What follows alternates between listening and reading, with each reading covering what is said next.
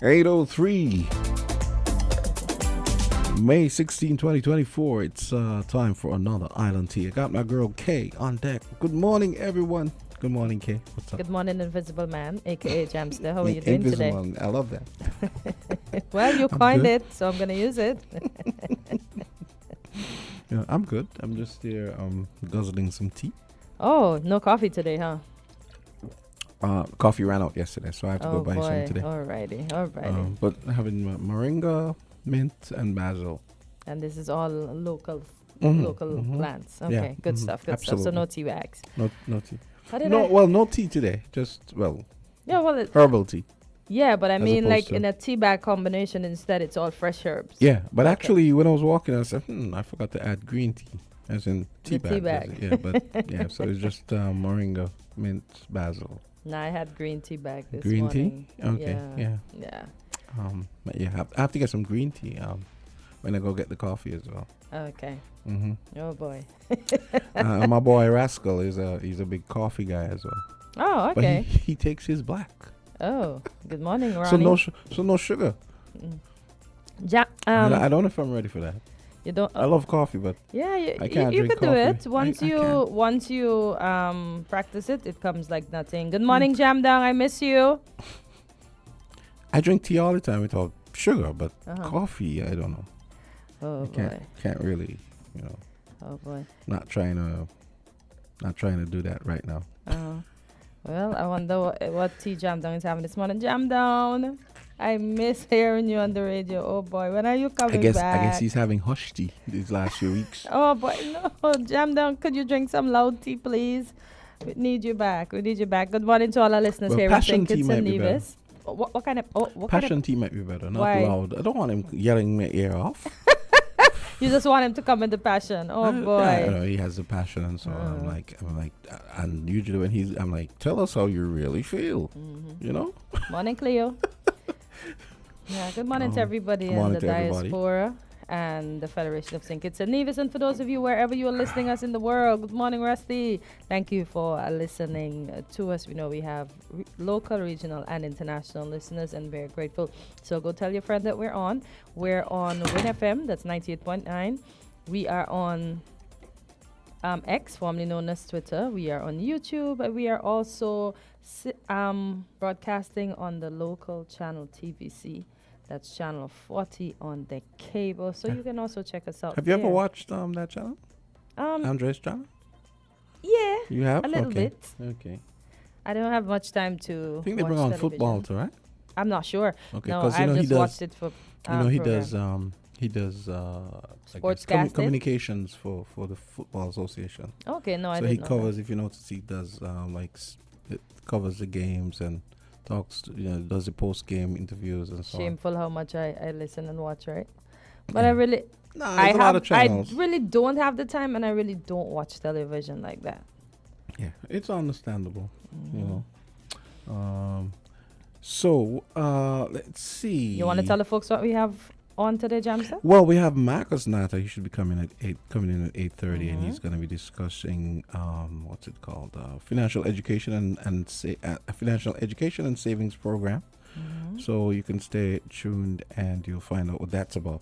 Dr. Brown, and I think it's Sean. It's supposed to be Sean and Dr. Brown, Sean Richards and Dr. Brown coming in. That's tomorrow at 9. Sorry. Well, that's today. No. Today's Thursday. Yeah. You see what is how they write it sometimes. I think it's important we should start putting the day rather than saying tomorrow or today. Because sometimes it gets confusing. And Friday, let me see. I'm just waiting. Apparently, Edinburgh is supposed to be coming, but I have to find out exactly when. Is it today or tomorrow? That's what's confusing. Okay. That is confusing. So, no. As for what's going on in the world, let me see. Here is it? I saw this last night. This lady, she says, I've been to Open. Come on, open. I've been to 20 Caribbean islands. She, a travel blogger. She travels and then she writes about where she travels. A sister, of course. I've been to 20 Caribbean islands. These are the 5 I'd return to, and the 2 I'd skip despite having great experiences. So, after visiting 20 islands in the Caribbean, I have lots of favorites and a few I wouldn't return to. St. Lucia offers wellness activities, fun nightlife, and great food. Although I enjoyed my time on Grand Bahama, the island left me wanting more. I think that was more because of the exchange. Okay. And also she had an exchange problem with, do you think it's Turks and Caicos? You mean because it's basically dollar for dollar? Yeah. Okay. Yeah.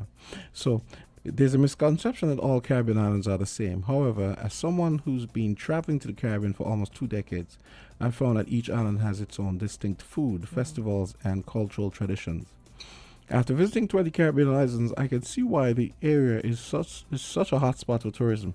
In fact, travel to the Caribbean is already off to a strong start this year, with many destinations seeing an uptick in visitors compared to 2023. I have to look at that separately. As someone who spent a lot of time in the Caribbean, these are the 5 islands I'd love to return to, and the 2 I'd skip. So pretty. I wonder which 2 she'll skip. Yeah. St. Lucia offers wellness activities and great food, as I mentioned before. Though St. Lucia is typically billed as a romantic destination, I visited on a solo trip and had a blast exploring the island. Some of my favorite activities included a mud bath in Sulphur Springs, a rum and chocolate tour. They did chocolate, and an afternoon boat ride past the Pitons. St. Lucians also have some great street food and love to have a good time. During my stay, I headed to the lively Friday night Groseille steel party for grilled conch and fried fish straight off the boat. Dominica is great for hiking and natural attractions. Nicknamed the Nature Island, Dominica is one of the Caribbean's best kept secrets. One of my favorite excursions was a hike to Trafalgar Falls, a pair of stunning waterfalls about a 20-minute drive from the island's capital city, Roseau. I also rode horseback on the island's black sand beaches and floated on an inner tube through Titu Gorge, a cave with a hidden waterfall and swimming hole. St. John, Virgin Islands, has gorgeous beaches. I spent my 15th wedding anniversary on St. John, the smallest of the 3 main U.S. Virgin Islands. One of the highlights of my stay was a beach day at Trunk Bay. The beach is located inside Virgin Islands National Park on St. John, and though there's a small entry fee, it's worth every penny. The beach is framed by lush mountains and towering palm trees dot the wide sandy shore. In short, it's paradise. St. John isn't a hub for partying or late night entertainment, but the island's gorgeous sunsets and natural setting are ideal for honeymoons and special anniversary trips. Now she goes on to Grenada. Grenada is a snorkeling hotspot with a unique national park. During my stay on Grenada, I encountered lots of warm and inviting locals who would strike up conversations and ask how I was enjoying my visit. Besides enjoying the popular Grand Dance Bay, I booked a day tour to Grand Etang National Park to check out Grand Etang Lake, a freshwater lake surrounded by a lush rainforest. I ended my stay on Grenada with a snorkeling trip to Molinier Underwater Sculpture Park to see the submerged sculptures. Turks and Caicos are great for decompressing on the beach. There's a reason Turks and Caicos are a magnet for celebrities and socialites, but you don't have to be an A-lister to enjoy the islands. Provo, that's the largest of the Turks and Caicos Islands, the most populated one, as some locals calls it, offers a laid-back, tranquil beach vacation. Most hotels in Provo are located along Grace Bay, a picture-perfect stretch of pearly white sand and turquoise water. However, Grand Cayman was one of the priciest islands I visited. Yeah, that was the one I was trying to remember. Grand Cayman has a lot going for it. Beautiful resorts, delicious food, and a flight from Miami that's under 2 hours. She was saying, but when I visited, I experienced a bit of sticker shock since U.S. currency doesn't go as far as it does on other islands. The Caymanian dollar has a fixed exchange rate, and one Caymanian dollar is worth $121 US. So, wow. Yeah, I visited more affordable islands with equally stunning beaches like Klein Curacao Beach in Curacao, Crane Beach in Barbados, and Palm Beach in Aruba. Grand Bahama left me wanting more. And St. Kitts is not on the list. So which of the two islands she does Grand, not intend to go back to? Grand Bahama and Provo in the Cayman. Not Provo. The Cayman Islands. Grand Cayman. Yeah. Because she getting $1 I guess and 12. yeah. You said $1. Bahamas is cents? 1-to-1, and Cayman is basically 1-to-1. 121. Yeah. So. Okay, so she's not getting. Yeah, she's not getting. She's not getting much. Okay. I wonder what she would say about St. Kitts Nevis. You know? She hasn't come here Yeah. yet, so when she comes, she'll just sing the praises of Yeah, the islands. I remember when I saw it, I was hoping that St. Kitts. Whenever I see lists like that, I'm like, oh, let me see what they say about St. Kitts. Which reminds me, my aunt had sent me this a few weeks ago, and I never got around to reading it. It was someone who came off one of those ships, and apparently they seemed as though they were a travel writer as well. Okay. And they wrote, let me see, where is it? Let me see. The person wrote a story about St. Kitts, about coming on shore. And I was actually kind of wearily, when I started reading it, I was like, well, I wonder what this guy is coming with now. You know what I mean? Yep. It actually, I'm not going to tell you all the thing, but you have anything in the meantime? I'm going to look for it. I'm trying to find it here. What's on you? You got anything you want to share with us? Give me 1 second. Where is it? I know. Every time you're trying to Oh, find here it is. Oh, it's Oh, you right found here. it? I Okay. actually passed it. You Went past it. That was funny. Okay. Okay. So she sent this to me on April 21st, and I'm just getting around to it. She says, a writer was on the inaugural cruise of the Icon of the Seas. This is what he wrote about his day in port in St. Kitts. A shocking sight greets me beyond the pools of deck 17 as I saunter over to the coastal kitchen for my morning intake of slightly sour Americanos coffee. A tiny city beneath a series of perfectly pressed green mountains. Land, we have docked for a brief respite in Bastia, the capital of St. Kitts and Nevis. I wolfed on my egg scramble to be one of the first passengers off the ship. Once past the gangway, I barely refrained from kissing the ground. I rushed into the sights and sounds of this scruffy island city. Hey, Scruffy? hey, watch it. Anyway, I know. Scruffy Island City, sampling incredible conch curry and buckets of non-Starbucks coffee. How wonderful it She is. said non-Starbucks? Yeah, meaning, Okay. yeah. Okay. Fair enough. Yeah, I'm yeah. just making sure she's not matching us up. Okay. How wonderful it is to be where God intended humans to be, on land. Oh. After all, I am neither a fish nor a mole rat. This is my natural environment. Bastia may not be Havana, but you can tell that person likes Havana. May not be Havana. They probably like Havana. They're probably from Havana too. No, I don't think so. But Yeah. there are signs of human ingenuity and desire everywhere you look. The Black Table Grill has been relocated to Soho Village, Market Street, directly behind Gary's Fruits and Flowers shop. Wow. Okay. So that means she means a pork man? No, no, we don't know what gender. When I said she, I was saying that's what my aunt prefaced the but thing I was with. asking if she said the black table, so I was wondering if she means Yeah. the pork. Oh, yeah, it's good. I haven't come to that part yet. Well, you picked that up. Okay. Okay. That's pretty good. Okay. So, where was I? Okay, let's get some music going here. Okay. Yeah, so let me read the Gary Fruits and Flowers bit again. Gary, we're going to send you a check. Anyway. I mean, send you an invoice. But there are signs of human ingenuity and desire everywhere you look. The Black Table Grill has been relocated to Soho Village, Market Street, directly behind Gary's Fruits and Flowers. Signed, The Pork Man. The Pork Man reads a sign stuck to a wall. No, that is how you write a sign. A real sign, not the come-ons for overpriced Rolexes that blink across the screens of the Royal Promenade. Hey, tie your shoestring, a pair of laughing ladies shout to me across the street. Thank you, I shout back. Shoestring, thank you very much. A man in Independence Square Park comes by and asks if I want to play with his monkey.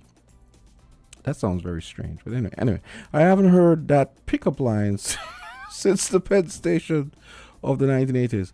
But then he pulls a real monkey out of a bag. Exactly. Yeah. The monkey is wearing a diaper and looks insane. Oh, God. Wonderful, I think. Just wonderful. There is no such life here. Oh, no, there is so much life here, sorry. Okay. I email my editor asking if I can remain on St. Kitts and allow the icon to sail off into the horizon without me. I have even priced a flight home at less than $300. And I have enough material from the first 4 days on the cruise to write the entire story. It would be funny, my editor replies. Now get on the boat. As I slink back to the ship after my brief jailbreak, the locals stand under umbrellas to gaze at and photograph the boat that towers over their small capital city. The limousines of the Prime Minister and his lackeys, yes, nice characterization. Oh, Jesus. And his lackeys are parked beside the gangway. So this is the first time the boat came then? Yeah. Okay, fair enough. St. Kitts, I've been told, is one of the few islands that would allow a ship of this size to dock. We hear about all the water slides. A sweet young server in one of the cafes told me, we wish we could go on the ship, but we have to work. I want to stay on your island, I replied. I love it here. But she didn't understand how I could possibly mean that. That's the end of it. Okay. Pretty cool, right? Yeah, but she's funny though. Oh, he's I like funny. I like the lackeys part. They're nice. Love the characterization.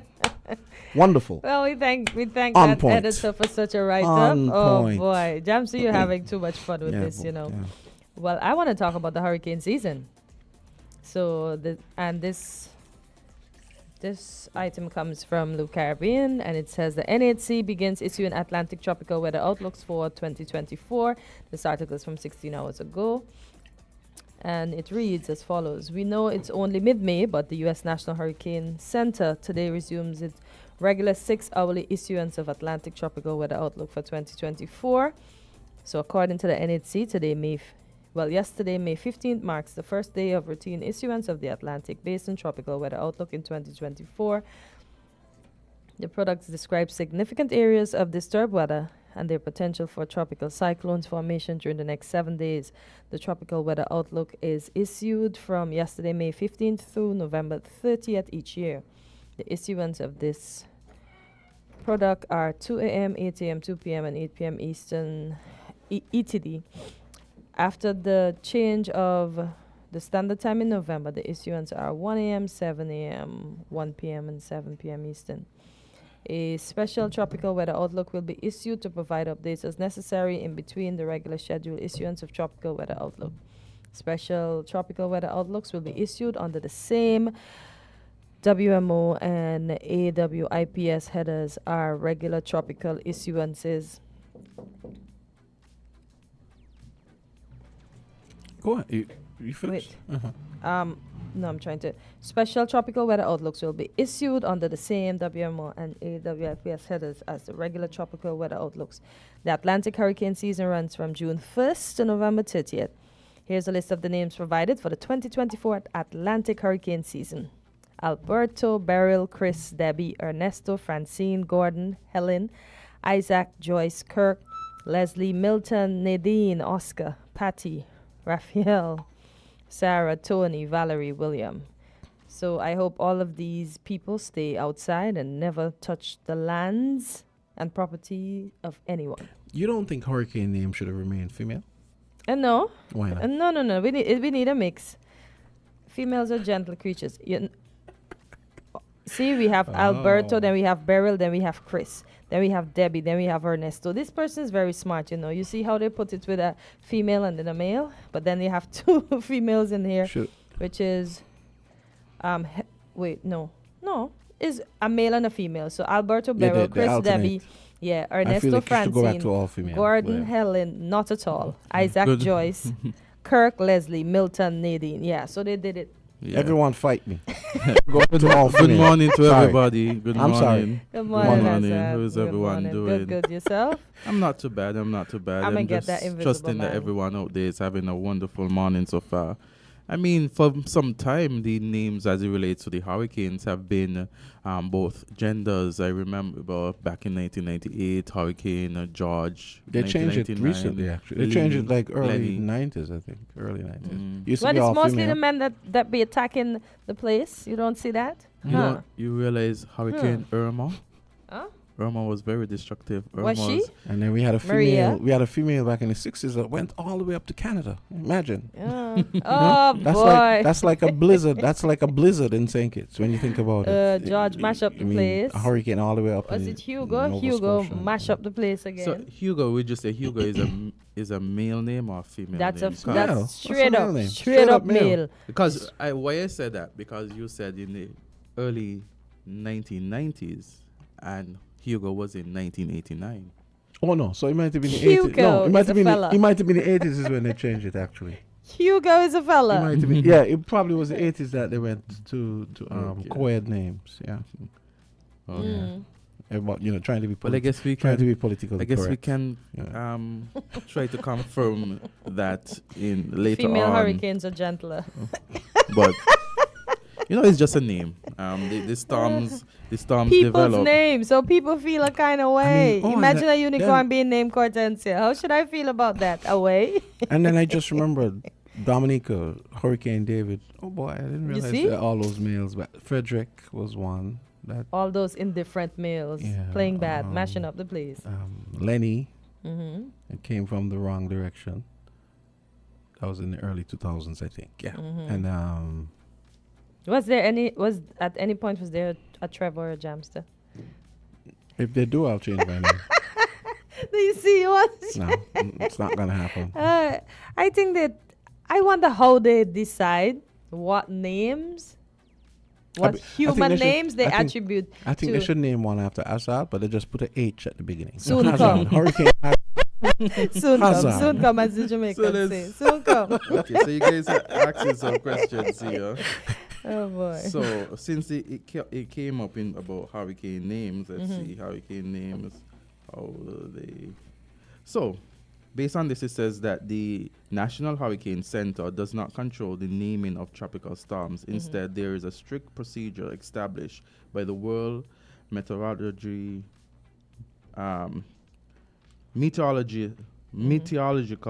Organization for Atlantic hurricanes. There's a list of male and female names which are used on a 6-year rotation. It's the same set of names they use. They just rotate them. No, they're saying that I know they retire names no. after they're Yeah. destructive. the Sufficiently only destructive. they retire time them. that Yeah. there is a change is if a storm is so deadly or costly As that the Jamster said. future use of its name on a different storm would be inappropriate. Yeah, because you're In the bringing back event her. that more than 21 named tropical cyclones occur in a season, a supplemental list of names are used. So it says, for the complete list of the upcoming and retired storm names, visit National Weather Service website. Let me see if Trevor in there. Absolutely not. It's not gonna happen.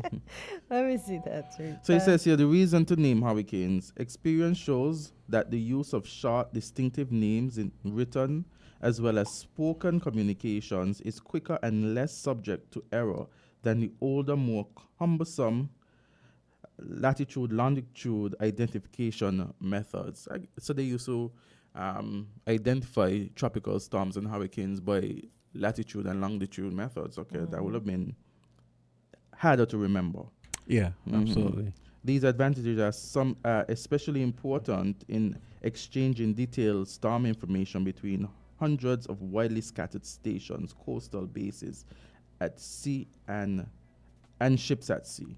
So the history of hurricane names is for several hundred years, many hurricanes in the West Indies are named after particular saint's day on which the hurricane occurred. So you have Ivan described in his book Hurricanes, the major tropical storms are recorded history in mentions many hurricanes. Okay then, so for example, there was Hurricane Santa Ana, which was struck which struck Puerto Rico with exceptional violence in July 26, 1825. Hey, So you hey. see how far back these things have been? You know what the lesson from that is? What's that? False piety is not going to save you. Oh boy. So it's been Using there the for name some... of a saint is not. But look at this. It said the deadliest storms to have its name retired was Hurricane. The deadliest storm to have its name retired was Hurricane Mitch, which caused over 10,000 fatalities when it struck Central America during October 1998.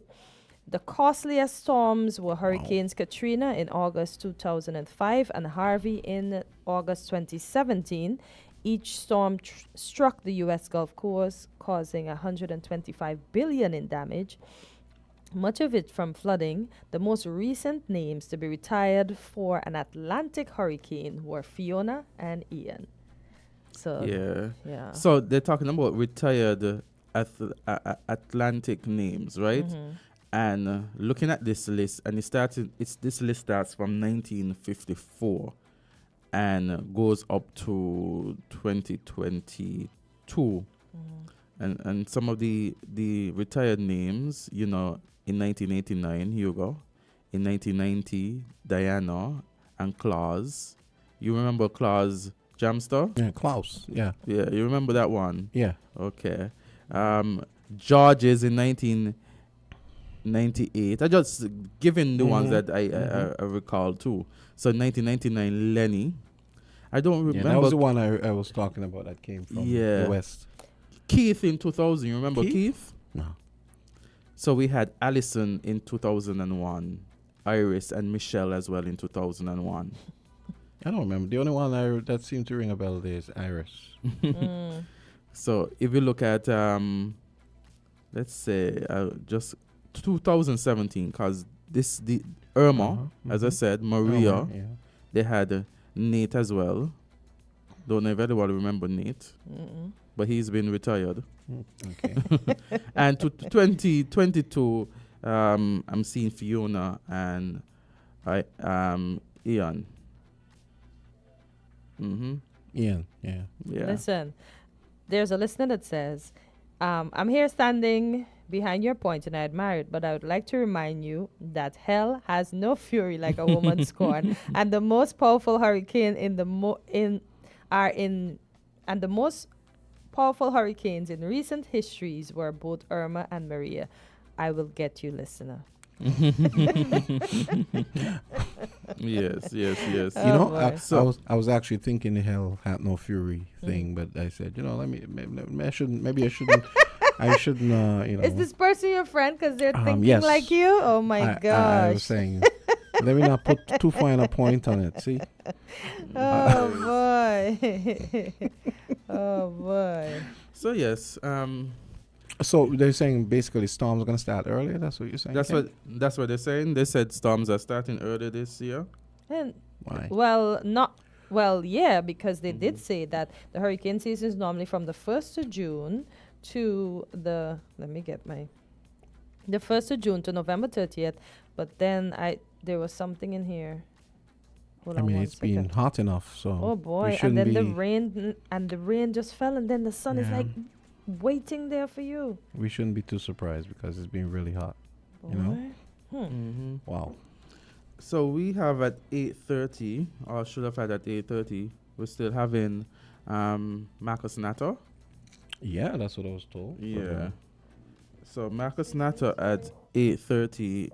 At 9 o'clock, we're supposed to have Dr. Thelma Brown and Dr. Sean Richards. So we're here waiting our guests. First one being. But I'm looking at this here and I'm seeing, I'm looking for the article, but whilst I look for that, I see Antigua 5th homicide recorded after nightclub shooting. What's wrong with I saw that earlier too. So a fatal shooting incident occurred early this morning at a nightclub in Antigua, resulting in one casualty. But isn't it too early to go to the nightclub? The man who identified remains unconfirmed is reported to be the son of the club's owner. Oh my gosh. Another individual is said to be receiving medical treatment for gunshot wounds at the hospital. The police reported the incident at approximately 4:40 a.m. Yet the motive behind the shooting remains unclear. This is crazy. So we're supposed to Wow. have the cabinet secretary at. Okay, okay. Mhm.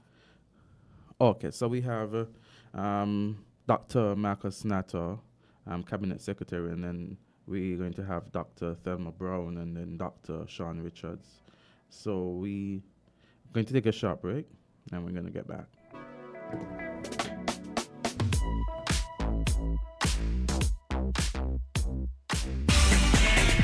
Found the sound 98.9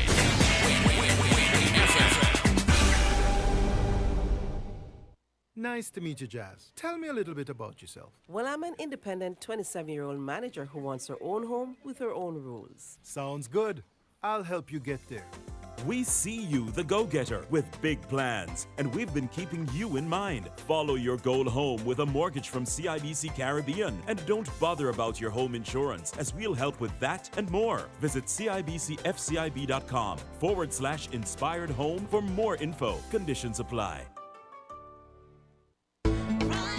Hey, my friend, it's your boy USA. Here's your Hospice Value Mart Idea Specials, running May 2nd to May 15th. Now, our Value Club Blue Tag Specials. Ocean Spray 100% cranberry juices, $14.99. Essential Everyday Croutons, $6.79. Essential Everyday Cream Cheese, $7.99. Essential Everyday Fries, $15.79. Multi-meal bag cereals, $12.99. Essential Everyday Trash Bags, $11.99. And now, our very low weekly value deals. Kellogg Pop-Tarts, $12.49. Old El Paso Tortilla Shells, $11.99. Bounty Essential 6 Big Rolls, $39.79. Hammer & Hammer Liquid Detergent, $14.99. Cane Dish Liquid, $8.49. Colgate Toothbrush, Medium and Soft, $4.99. Shop Smart, Shop Value Mart.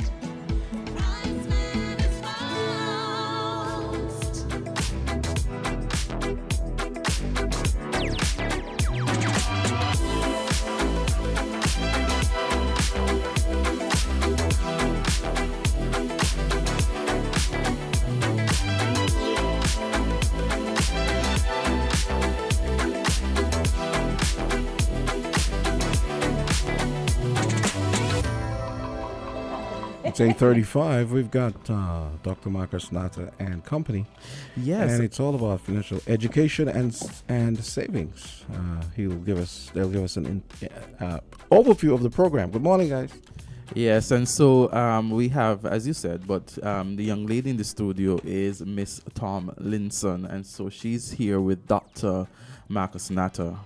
And as Jamsa indicated, they're going to talk about financial education and savings. So, good morning to both of you. Good morning. Good morning. I hope that your morning is going well so far.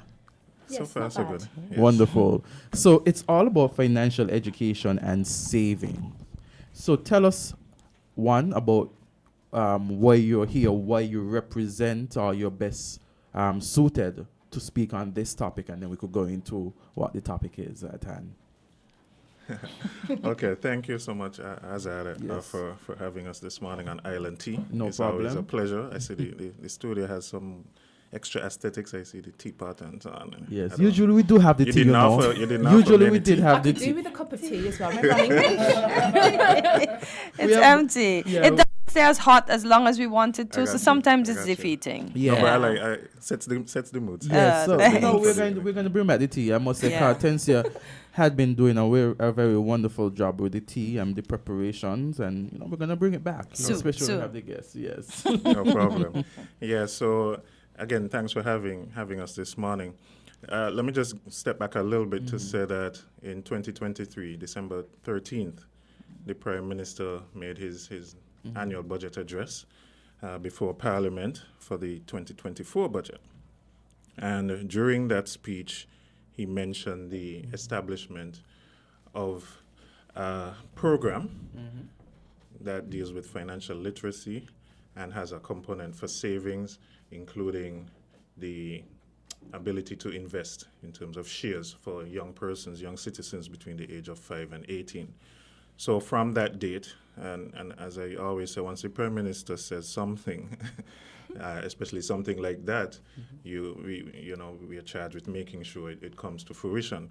And so he tasked me with chairing a task force that would guide the formulation and eventual establishment and execution of this financial education and savings program. So from December, we started to put together a team. Davinia is part of the team, and we have a cadre of very skilled, intelligent, expert persons in the field. So I yield to them a lot in terms of the financial matters especially, and try to guide what we want to do. So today we just want to come and update the public. We have put out press releases in the past, but we wanted to start to ramp up a lot more of the public awareness and sensitization as to what the program is and what it is not, so there are no misconceptions, and just to give a status update on where we are and what the public can look forward to as the months go along. Okay. And so, Mr. Alminson, is your opportunity now. I mean, Dr. Marcus Natter has really laid the foundation. What else would you like to add in relation to the program? Yeah. And your involvement? Yes. So, morning, everyone. My background is in finance, specifically investment management. So that's really where I'm able to bring to bear some of my previous experience in helping the task force. And as Dr. Natter said, it's a very talented group of people. I am biased, but they are very talented. They come with lots of experience. But what I'm helping to do is to formulate what the investment policy will look like in terms of where the children's money that they will be allocated will be invested. So I think just to get into, I suppose, some of the more specifics around the programme. So per the address that the PM gave in the budget announcement last year, each eligible citizen will be allocated $1,000, which will be 1,000 EC dollars, which will be split between cash deposits, $500 in cash deposits, and $500 in shares, which will currently be invested into two primarily government-backed entities, National Bank, which is of course our indigenous bank, and the cable, for which the government is the majority shareholder. And ultimately, the central premise is that we want the nation's children, irrespective of background, irrespective of start point, to feel that they have a stake in the nation's wealth. What we don't want is for any child to feel that they are excluded from feeling that they can actively participate in the economy. And so on that basis, we recognise giving them $1,000 is not going to transform their lives overnight. But what we want to do is to make a contribution into helping them establish solid financial foundations at a very early age. So eligible citizens will be starting from the age of 5, and the earliest point at which they can exit the programme is 18. So that gives a really nice long time frame within which they will also learn about how to manage that money. So there is a lovely financial education part of the programme as well that's being developed ably led by another member of the task force, Miss Sybil Welsh.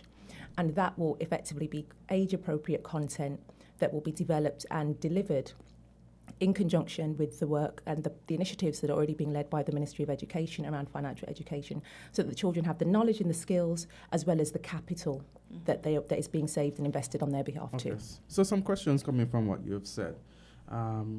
You mentioned the task force. Could you give us the names of the persons on this task force? 1. 2, you mentioned that it would be for children age 5 to 18.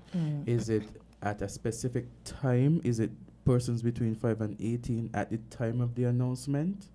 Or is it that it's going to be 5 to 18 annually, and then new persons would be a part? So good question. Really is it catered towards? Is there a cutoff? Okay, we can. You want me to? Well, so maybe we can take the questions in reverse, and you can. I can give the names and then you can. Yeah. So I think just taking those questions in reverse and thinking about the eligible pool. So our intention is that this programme is not intended to just be this year and then nobody else benefits. So it's intended to be a sustainable programme. So as children turn 5, they are automatically enrolled into it, and then they will receive the same kinds of outreach to make sure that they are registered and that they have their $1,000 allocated to them. So if you have a son or a daughter that turns 5 in 2024, then they are enrolled. In 2025, the new cohorts are enrolled. So at the time of the announcement last year, the Prime Minister is saying that anybody that fell within that age range would be eligible as at that date in December 2023. And so every year that goes on, new members will be enrolled, if that makes sense. Right. So just to add a little bit to that, the 18 has a little asterisk on it for us, and we're still in the process of figuring out how we want to approach that. Meaning, if you are 16 right now and the program starts in December, officially, let's say, then you'll turn 18 in what, a year and a half, 2 years, maybe. You don't really, that's not enough time, we feel, to get the true benefits from the financial education and literacy portion, as well as from the savings. I mean, how much interest can you get in the 2 years, as well as the shares component. So we are trying to formulate a time frame and have a tiered set of time frames for persons within 5 to 18. Of course, if you're 5, you get the full amount of time. But again, if you're 17, we don't want to keep you there for 10 years, because then you'll be 27, you're a grown person and so on. So we're going to try to figure out a nice window that we ask them to stay on the program and ask them not to touch the funds, because again, the savings, for example, you can't extract from it until you exit the program and so forth. So for those older teens, so to speak, we're going to figure out a nice time frame that we think would be good, that they get enough benefit from the education component, from the shares, etc. Okay, so I have. Wait, can I just give you the names of the task force members? Yes, they asked that. Yes. So I'm chairing the task force, and you've already met Davinia Tomlinson, and Davinia is very humble, so she didn't say that she's also an author and CEO of her own consultancy, Rosewood Advisory Services. So I'm going to say it for her because she's very humble. And then we also have the Financial Secretary, Mrs. Hazel, representing the Ministry of Finance, Mr. Melvan Basu from the Ministry of Education, from the Cable, which is one of the companies that was mentioned for the shares. We have the CEO, Pat Walters, and the Chief Financial Officer, Mr. Sheldon Mitchell. From the St. Kitts Nevis Anguilla National Bank, we have the Managing Director, Mr. Terence Crosman. From the Eastern Caribbean Central Bank, we have Sybil Welsh, who is a Senior Project Specialist there. And from the St. Kitts and Nevis National Cooperative League Limited, we have Mr. Peter Jenkins, who is the president, so getting representation from the credit unions there. And from the Ministry of Justice and Legal Affairs, we have Ms. LaShawn K. Smart, who is a Crown Counsel, too, there. And of course, we always need legal counsel in whatever we are doing to make sure we are not disadvantaging anyone and that kind of thing. From the Bankers Association, we have Mr. Steve Farrier. He, at the time when the task force was formed, he was the president. He's now the immediate past president, and he's staying on the task force. And now we have recently added the new president of the Bankers Association, who is Mrs. Pamela Herbert Daniel, who is the country manager for Republic Bank. Mm-hmm. And then representing Nevis from Nevis Island Administrations, and the Premier has nominated Ms. Janisha Daniel, who is an audit manager at the Inland Revenue Department on Nevis. So a very intellectual, well-versed in the various areas, sort of cadre of professionals. Yes, sir. Thank you for the information, Dr. Natter and Ms. Tomlinson. Thank you so much. Another question is communication. Yes. You indicated that these are for persons between the age of 5 to 18. Mm-hmm. How is communication done in terms of communicating to the parents that their children are within this program? That's one. And two, after communicating to the parents, what is done in terms of, is there a process by which you bring the applicants to the persons who are eligible together? Mm-hmm. And then you spoke about perhaps lessons for them. So how is that done too? So communication to the parents and bringing them together, and how is the education process to be done? Right. So what we've done within the task force is created some subcommittees. And I think Davinia already mentioned that she's part of and leading the investment strategy committee. We also have the financial education curriculum committee, outreach and communication subcommittee, and the process subcommittee. So they're not. I don't have all the definitive answers to those questions, but what I would say is one, well, this forms part of the public education. The program itself has not been launched. Okay. Let me just state that. It has not been launched as yet. We are still formulating a lot of it. So the process subcommittee, of course, is looking at how do we get these recipients, these students, young people, into the program? How do they matriculate through the program?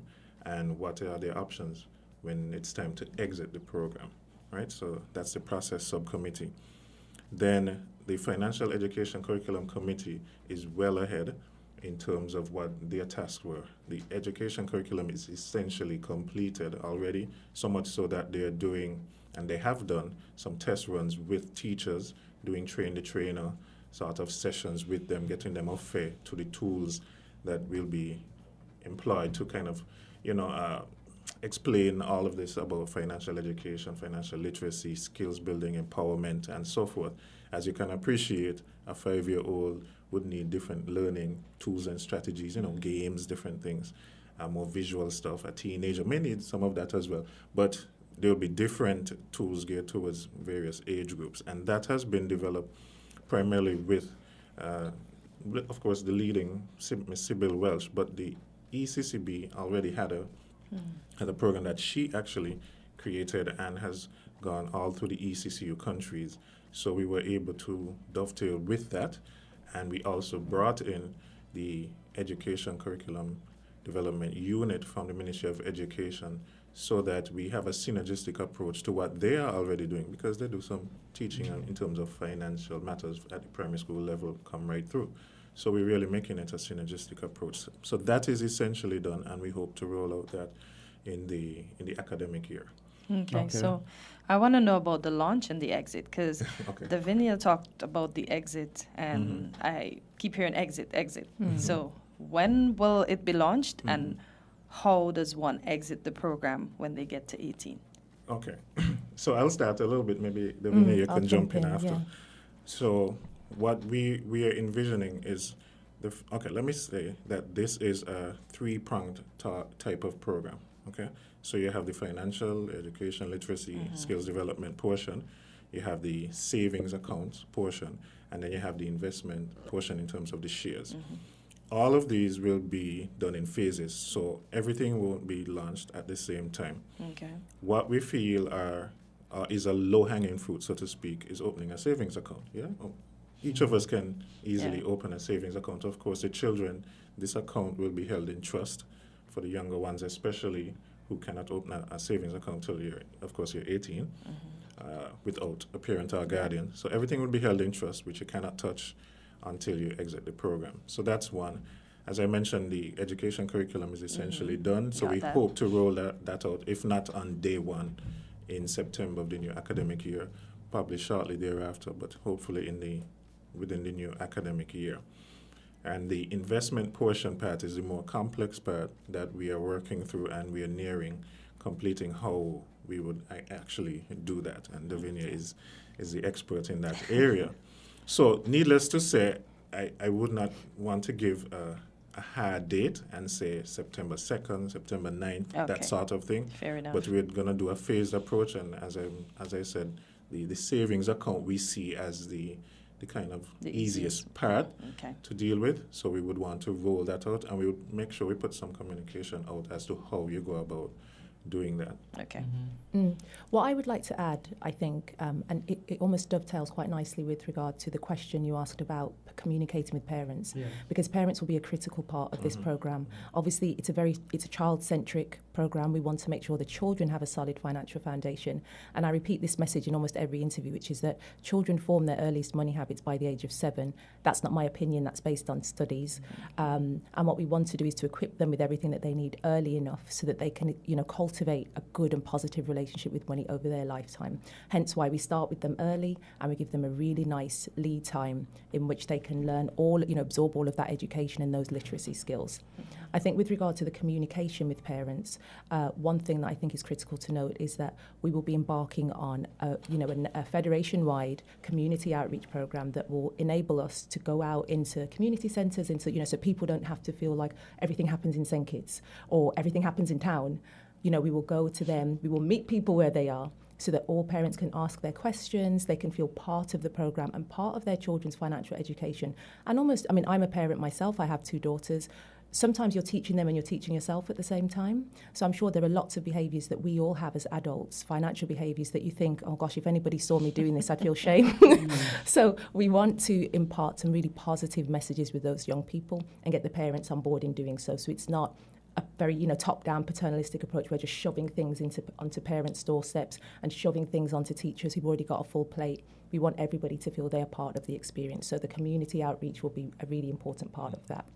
Okay. I think one of the other big misconceptions, I say misconceptions, but certainly some whispers, word on the street. I know that there are some parents who, at the point at which they heard the announcement, thought, oh, $1,000, that's great. Like, I can use that to, support maybe, I don't know, children's expenses and different things, and maybe feel that they can get access to the cash. And whilst I'm not suggesting that those intentions are in any way negative ones, I think it's important to say that ultimately the child is the beneficiary. No adult, parent or guardian will be able to get access to those proceeds. And at the point at which the child matures in the programme, the earliest point at which they can exit is 18, Kortensia, to your point. They are the only ones that will be able to get access to the proceeds. The growth in the investment, any investment returns and dividends, and any interest that will be accrued on the cash deposits held at National Bank. That's really important to say. So we're talking about savings and we're talking about financial education at an early age. And they cost money. And the money has to come from somewhere. We're talking about the program. Where's the money coming from in terms of funding a program like that? Right. Yeah, that excellent point and question. So, of course, the Minister of Finance is who made this announcement at the time. And from what we've been looking at in the task force, is the government, of course, of St. Kitts and Nevis will be the initial, I'll put the initial capital investment in our preliminary sort of looks at the statistics in terms of who would qualify. Of course, children have birthdays every day, but it's between 10,000 and 11,000 young persons within the age of 5 and 18, right? So not everyone. When you say not everyone, okay, not the adults, but not all the children within the federation. Citizens. You have to be a citizen of St. Kitts and Nevis. Oh, okay. And you said that is about what you have to be here. You guys looked at, because it's very, looking at it, you have, as I say, it hasn't been launched yet. Right. It's between 5 and 18. Right. At the point in time that the Prime Minister made the declaration, sometime last year, there will be a specific number in that already. Yes. Have you guys already looked at how many persons? Yes. So the preliminary, I don't want to give exact figures. From what we have in terms of enrollment in school, and this includes homeschooling, because you still have to register with the Ministry of Education if you're homeschooling. It was around 10,600, and that's why I gave about 10,000 to 11,000. Okay, right? Prime Minister was talking about increasing the birth rate and all of that, so that's another discussion to have. But we are thinking, and if you do the math, that's about 10 to 11 million EC dollars to start off with, right? And from the experts on the task force, we envision that the government would have to stay in play for about 3 years as the fund continues to mature, as the persons get comfortable with the shares, as we look at how we would have the proper management structure for the funds and so on, that the government would have to be involved for about three years, thereabouts. So that's what we are looking at initially, but of course the government would be the initial player, and then, in terms of the investments, we're starting up with these 2 entities, but of course the goal is to diversify the portfolio and look at how we can include other companies. The Prime Minister has a vision as well of having publicly traded companies, new ones, in terms of looking at Skelec, maybe doing Skelec, as a company that the public can invest in, even looking at water services as well as we look at desalination plants and these sort of things. So we'll definitely try to diversify the portfolio, but initially it will be National Bank, the cable, with the government investing That the was capital. going to be another question of mine. Why the cable? Right. So, well, the cable, 99% of the cable is owned by the government, and they're now looking at divesting their shares, right? So what we're, I guess, because those two entities are government owned essentially, even though Skelec is a statutory corporation and so forth, then the Prime Minister and Minister of Finance chose those two for us to start with. It's really about the availability of share capital to make sure we've got adequate shares for that pool and that we continue to have adequate share capital in future. So, again, talking about future-proofing the programme, making sure that future children can also get access to those shares as well, not just in the Cable and National Bank, but in other companies in the pipeline. Okay. This, I want to say thank you to both of you for coming and giving us information on what has been happening, what is to happen. I mean, this is a major project, and it requires up to, just at a starting point, just in terms of distributing the $1,000 up to close to, based on the figures, $11 million. So it's really going to be a huge investment, and one that ought to be done properly. So Agreed. Thank you for coming and sharing the information. And I appreciate you saying that, Azard, because what we really want to do is make sure we do this thing right.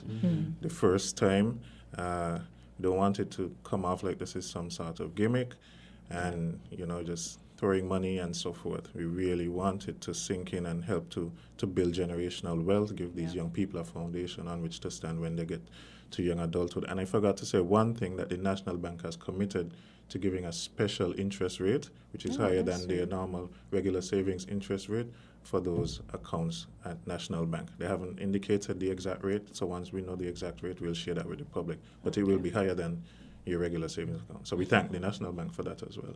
Okay. And one final thing from me, I know we're about to wrap, but I think it's important that the public know, again, in keeping with this idea that, we want to get the details right. Azard, you've mentioned that. But it's at the heart, at the cornerstone of how we are leading this project is good governance and financial prudence. This is not a project where we want to be hemorrhaging cash and leaking cash. Hence, we recognise we're treating it almost as a startup. We want to run it in a very lean way with, proper management, proper due diligence, and a proper audit trail, which will mean that the public can feel confident that that ultimately their money is being invested in the nation's children for the betterment of everybody overall. Yes. Oh, I like that ending. Okay. Thank you both so much. Thanks for the opportunity. Yes, no and problem. We look forward to the tea. Of course, I'll make sure Some to have bush it tea. available. Yes. I'll have it available. Don't worry. Yes, no problem. Do have a terrific Thursday, both of you. Thanks. Thank you. too. You too. No problem. Thank you. Yes. No one can see us anymore, can they?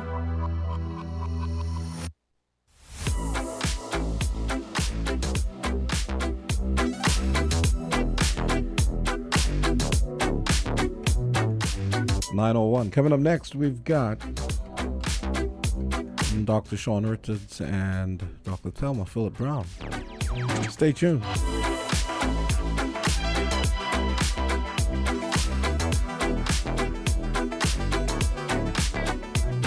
WINN is 98.9. 98.9 is Win FM. Maybe it's the way the brilliant gold liquid reflects our sunshine, or how the bright blue of its label mirrors the clear Caribbean skies overhead. Maybe it's the fresh, crisp taste of this beastly cold beer on a scorching hot day. Maybe it's even the way it brings us all together. But one thing is for sure, Carib is very much a part of who we are wherever we're from in the Caribbean. Carib. It's the way we play. Drink responsibly.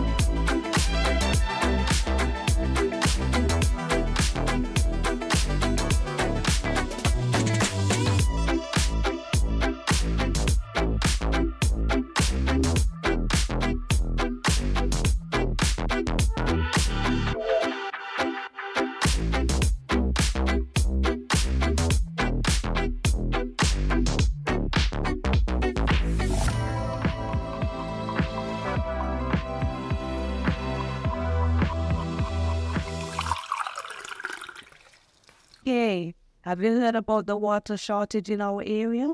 Yeah, it's pretty serious. I've been trying to conserve water as much as possible. Me too. I've started taking shorter showers and turning off the faucet when I brush my teeth. Well, that's great. Another way to save water is to fix any leaks in your house. Oh, I hadn't thought of that. How much water can a leak waste? A small leak can waste up to 20 gallons of water daily, which can really add up over time. Wow, that's a lot. And I have to check for any leaks in my house. But another good tip is to only run your dishwasher and washing machine when they are full to save water and energy. I'll keep that in mind. It's important that we all do our part to conserve water, especially during this shortage. Absolutely. Every drop counts. This message was brought to you by the St. Kitts Water Services Department. Learn more at water.gov.can.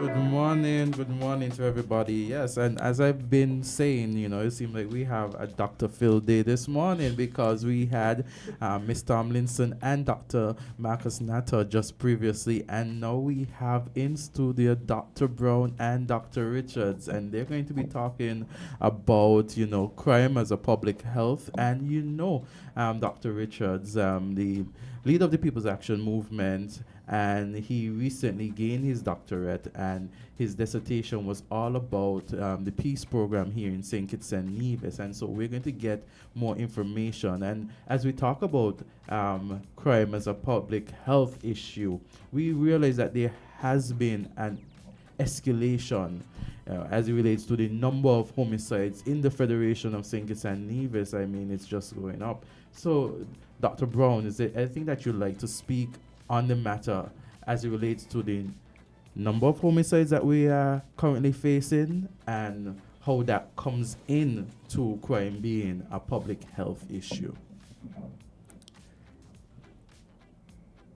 Good morning. Good morning. Good morning. Sorry, I feel like yes. So good morning Yes. to our host, Winnie Fem, and good morning to your listeners in the public domain. And I was reflecting on it and how we get this to an issue as we advocate and push for it, that issue that should concern all of us. And I know we are people here and we are polarized by parties, and I thought this morning we are St. Kitts, from citizens of St. Kitts and Nevis, Kitty Vision, as I usually call us, concerned about our nation, laboring for action and movement towards reformation. So if you're NRP, there's something in there for you. If you're CCM, something in there for you. Concern and movement. If you're PAM, something in there for you. Your action and movement.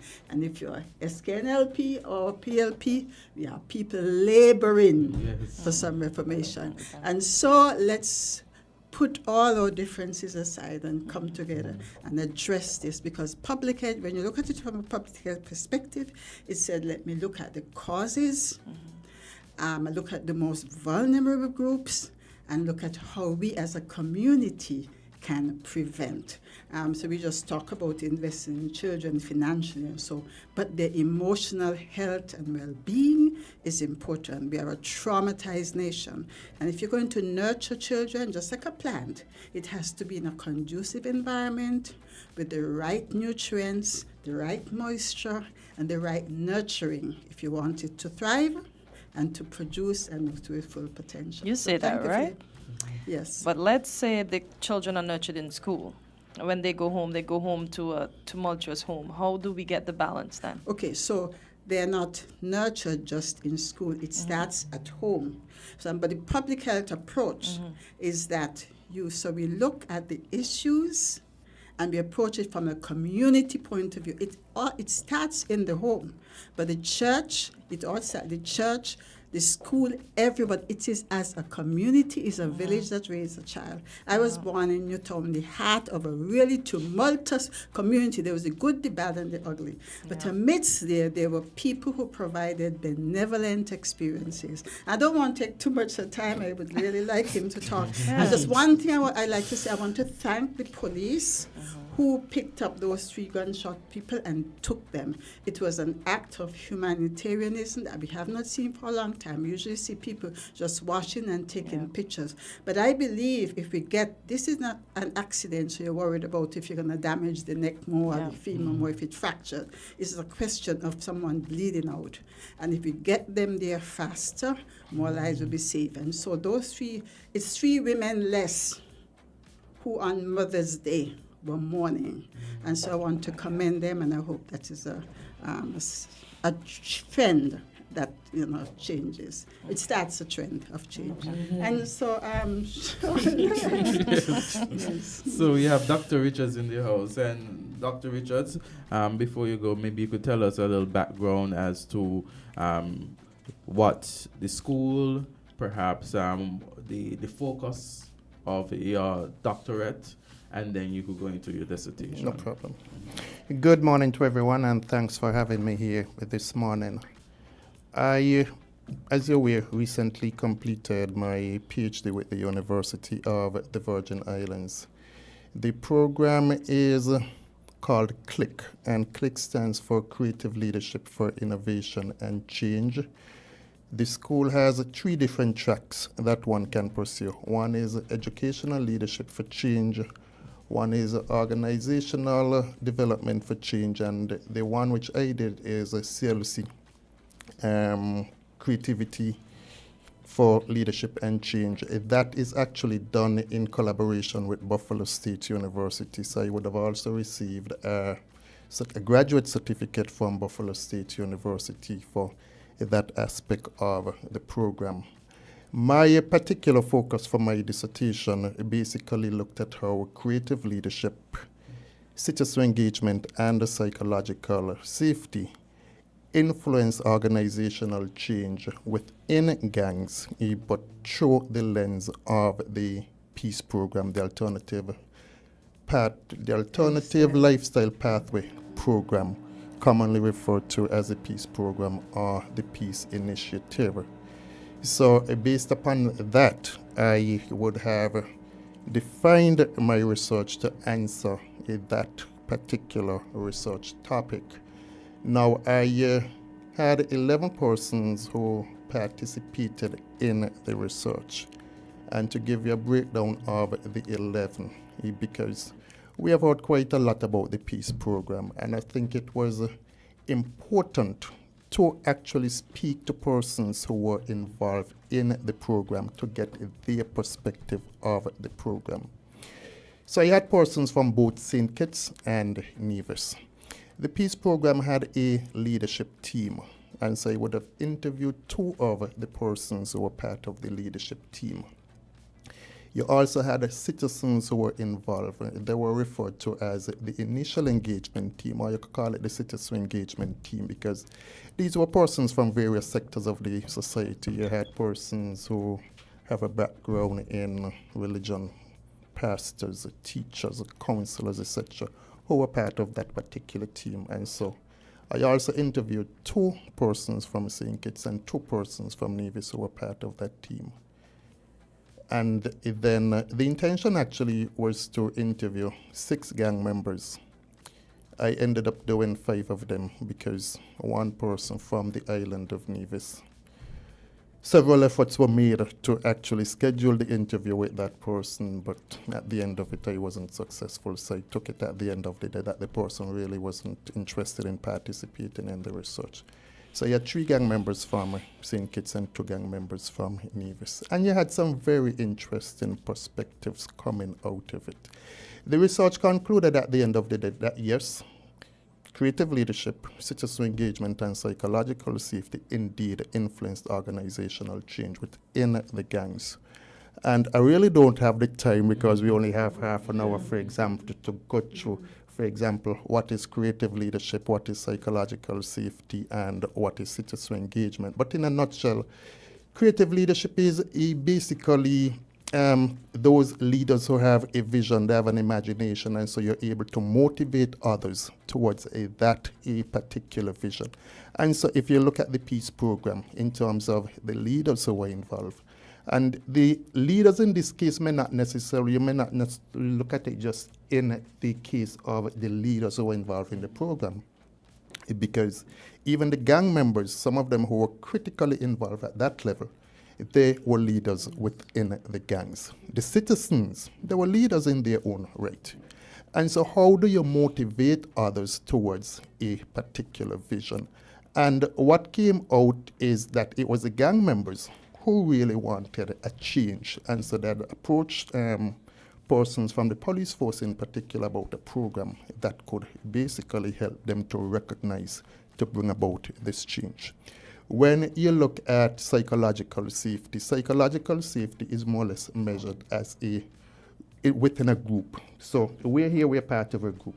How safe do you feel within the group to take risk? How safe do you feel within the group to ask questions? Do you feel that if you ask a question, Azard is going to embarrass me because he feels that it is a bad question, that sort of thing?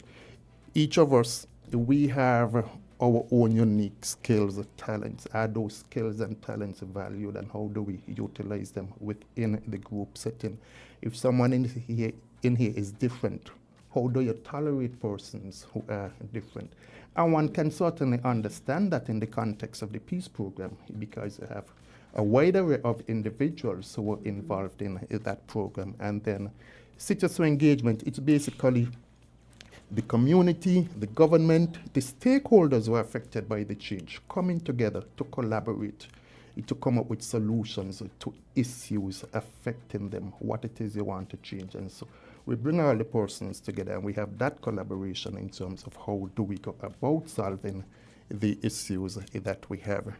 Now, to go specifically to the public health aspect of it, because indeed that came out in particular in one of the questions when you ask persons, for example, how does crime affect a family, a community, a nation, etc.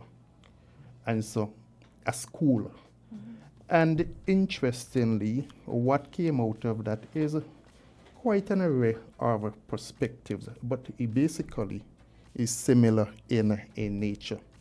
You had persons, for example, who said it breeds vengeance, because a young person in a particular, especially young guys, they said, when your parent, your father, for example, becomes the victim of gang violence, you're just there and you're waiting for that day, that opportunity when you can avenge the death of that parent. They also said they see the trauma in terms of children attending school. They can't focus. Or today is the birthday of the father. And so they come to school and you see a total difference in that child. The child is just traumatized for that entire day. The parent, they spoke about sometimes the parent would come to meetings and you speak to the parent, and it's only when you get into a conversation with the parent you understand why the child is behaving that way, or even why the parent has a particular attitude. Because in some cases, the parent has had 1, 2, or even more children or family members who have been a victim of gang violence. And so that aspect of it clearly came out from a number of different participants in the program. Even the gang members were able to say to you how it affects them. You had a question, do you sleep? Do you feel safe in your home or community? How you felt? And I remember one particular gang member saying to me that it is only since the peace program I've been able to sleep comfortably. Because I was at home one day, somebody came, fired gunshots at my house. And so it leaves you traumatized. And so he said anytime he's in his house and he's sleeping, the least little noise you hear, you are startled because you wonder what it is. There was the next one who said to me that a friend called him one day and asked him if he thinks he can attend a sports day. And he asked him why not. He was involved in gang activity.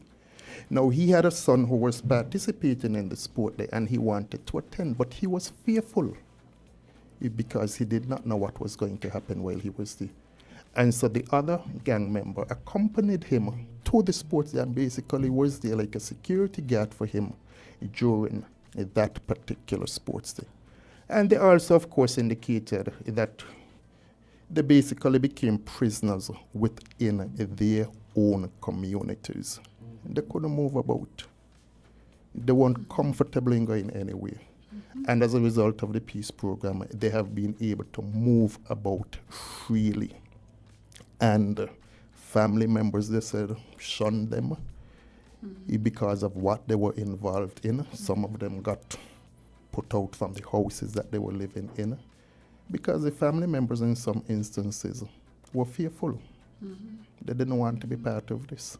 And so in a real sense, you were able to gather how it is that the gang, the criminal activity associated with it, really became a public health issue in so many instances. Kortensia asked the question earlier of Dr. Brown, about you grew up in the best home, but then you go out there. No, but you grew up in a tumultuous home, and then in school you guys offer the best program, and then I have to go back home to that. Yeah. And just recently, Dr. Brown sent me a different study which had been done, and that one looks at adverse childhood experiences. And if you look at it, it says to you that in terms of those adverse childhood experiences, it could be at the family level, it could be at the community level, etc. So you could have those adverse childhood experiences in the home, but maybe the home is safe, but you have it within the community. Peer pressure. Some persons live with caregivers, and does the caregiver has the resources to adequately look after you? And if not, that basically could affect you in a negative way. I'll pause here. Yeah. I was just looking to see if there were any comments on the Facebook wall as it relates to the topic at hand.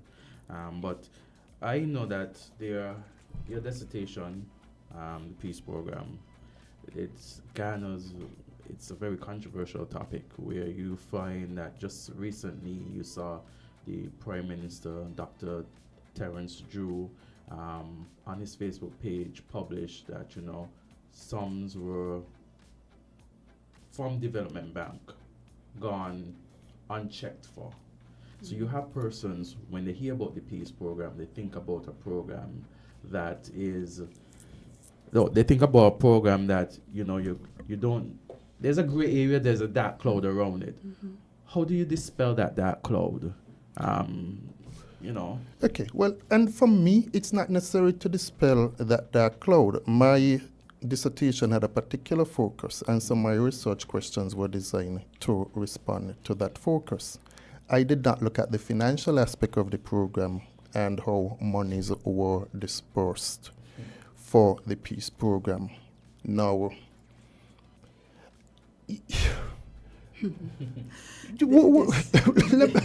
what I want to say here is I'm also an accountant.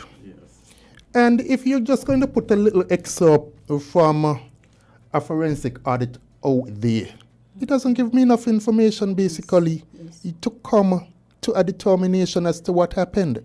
Because, okay, you say, for example, untraced cash payments. Okay, maybe it is that the accounting system was really lax.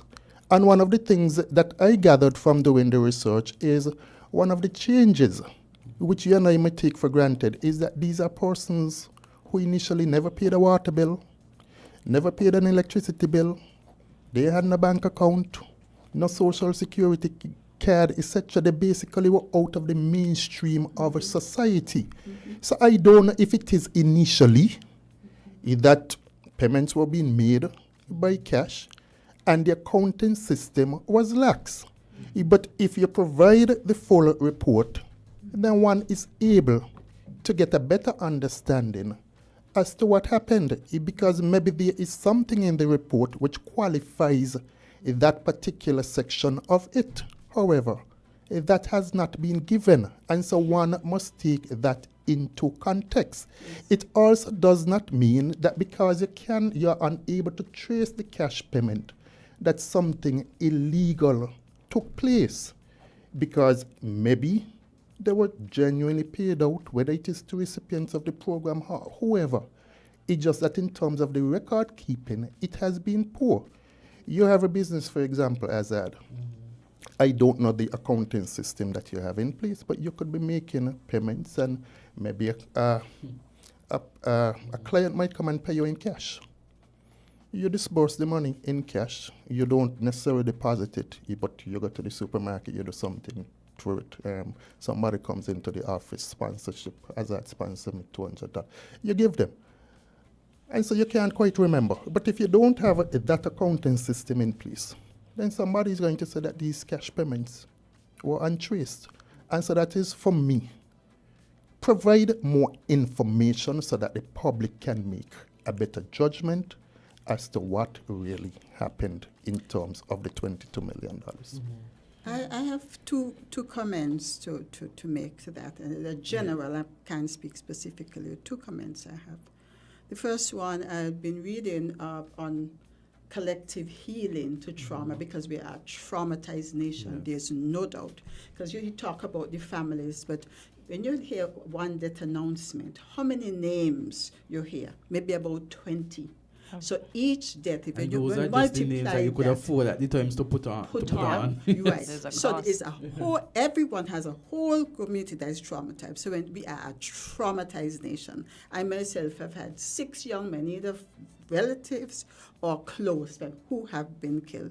So there's no doubt we are, and as Doctor said, even if your family don't experience these adverse child experiences, your children go to school with them. They are the persons in the police, they're in the teachers. We are all a traumatized nation. But there's something I reading, so reading upon it, one was one of the books, Atlas of the Heart, and it spoke to something called motivation, attribution, asymmetry. It was talking about the polarization that exists in the U.S., and we are extremely polarization.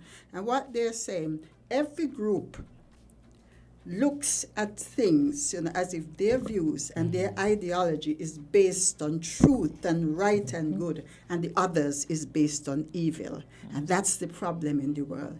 And leaders would take that and would use an unsuspecting public and push their agenda. And so I'm just saying we have to react. Everybody, look, your motivation, mine is good, that's bad. And it's the us versus them, which we keep cementing, us versus them. This leads to contempt and disgust for the other, and ultimately dehumanization. That's the worst thing you can do, is dehumanization, which caused the Holocaust, is dehumanization, which is caused what happened in Gaza, because these people, is dehumanization, which caused slavery. And in these young people, one of the things that we don't look at, that the peace program did with all, it brought people, as he said, who were on the fringes of society, who didn't feel connected, didn't feel wanted, couldn't move around, didn't feel like human beings in the society. And it brought them into saying, we are important enough, even if it is to take some taxpayers' money, to see if they can help us make something ourselves. We have value. And yes, some of them might have abused it, especially depending on their level of trauma, their level of maturity, the things that they had experienced, maybe from birth, the environment they grew in. They may not have had the maturity to look at it. But what percentage was there of that? You know what I mean? So we have to be careful when we do these things. I think that was a moment, and he spoke to it, that told you they felt comfortable. They could walk around. They could sleep. These things are important. I talked to some, and the other thing we talk about, we look at, even if some of them wasted or borrowed money, there when he mentioned for the first time, some of them might have been able to pay a bill or buy a book bag for their child. give their mother a Mother's Day gift. You know what I mean? So we keep focusing on these little things which cause more divisions and not looking at the bigger picture. And I'm encouraging us to look abroad, and that's why we say public health perspective, a broader perspective to it, and said, money well spent, because there are many of them. I don't have the data, but if you look at the data, I'm sure the majority of them did good by it and tried their best. And as he said, became leaders in their own right. The other thing is, when you throw dirt on a program like that, and then you're ready to start something else, there's that distrust that is there. Even if you change it, that distrust is there. And so we really have to be careful how we go about those things in society. I'm glad Dr. Brown brought out that, because that also came out so forcefully, especially from the gang members. They said they felt like outcast. They lived within communities that felt that the community looked at them a particular way. And so their thing was, I am going to live up to that particular expectation. Yes. I mean, some of it was really surprising. One person said to me, if you had a birthday party and I came to that birthday party and a rival gang member was there, I don't care about your party. I don't care who is at the party. My thing is to cause an altercation with that rival gang member, and say if your birthday party break up, it breaks up. Because you already labeled me a particular way. And next one said, if I have to rob you to survive, I would, because you ain't showing me any love within the community. You ain't showing me any love, I ain't showing you any love. And so basically it's just about my gang members. And so I'll do whatever I have to do within the community to survive.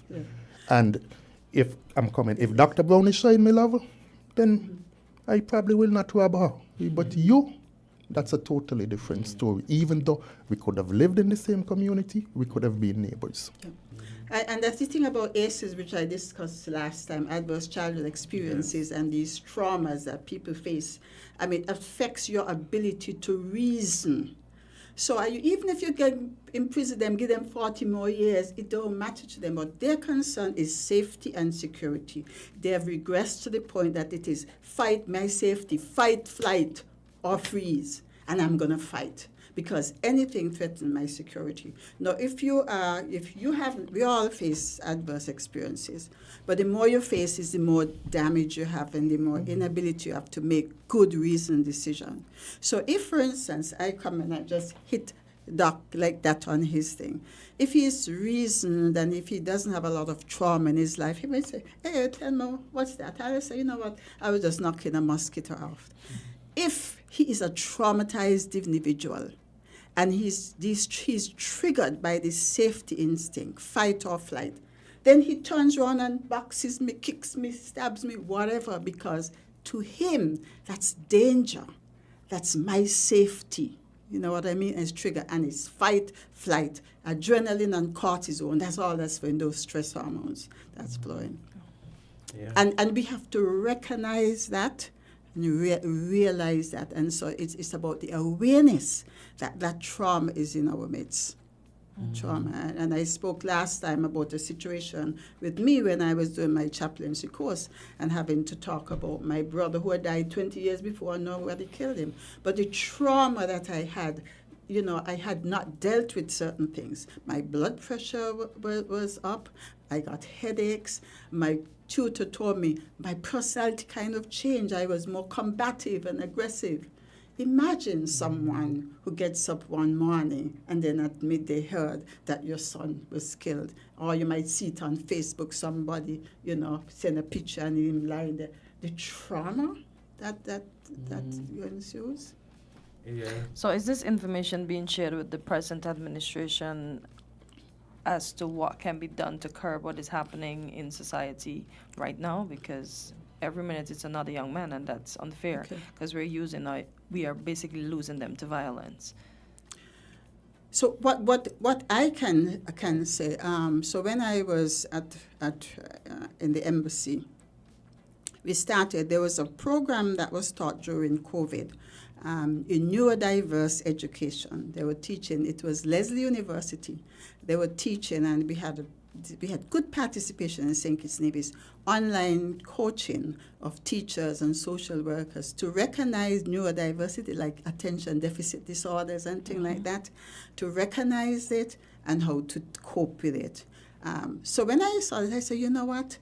Because I've always been concerned about ACEs and been pushing it in Washington before State Department and PAHO and things like that. And part of the problem is you don't see immediate results, and politicians tend to look for immediate results and votes. But this is something foundational that you have to work on from the ground up.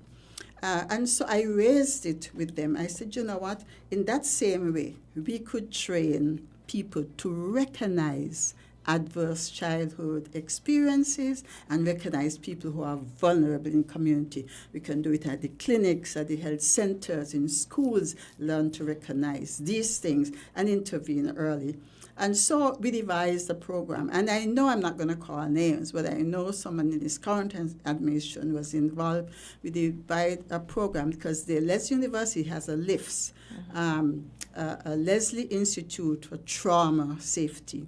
And so we devised a program. It needed sponsorship by a government, and it needed funding. And I don't know, maybe if a government can do it, with advocacy, we can get private people to do it.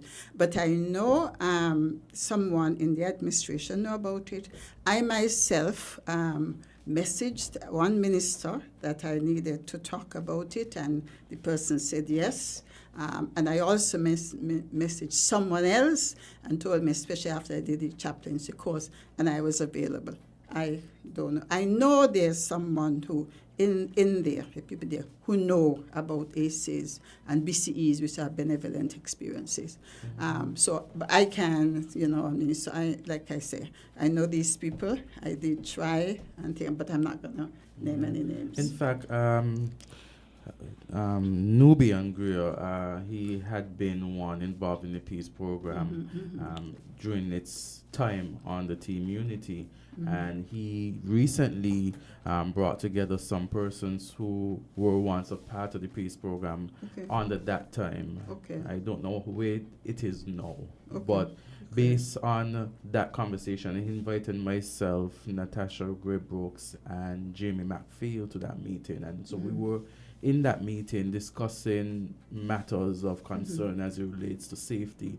And what they raised in that meeting was the fact that under this current administration, the way in which the program is done is different in the fact that before there was some sort of consultation. So persons would be there, they would know, they have different groups, and persons would be able to disarm conflict if it arises.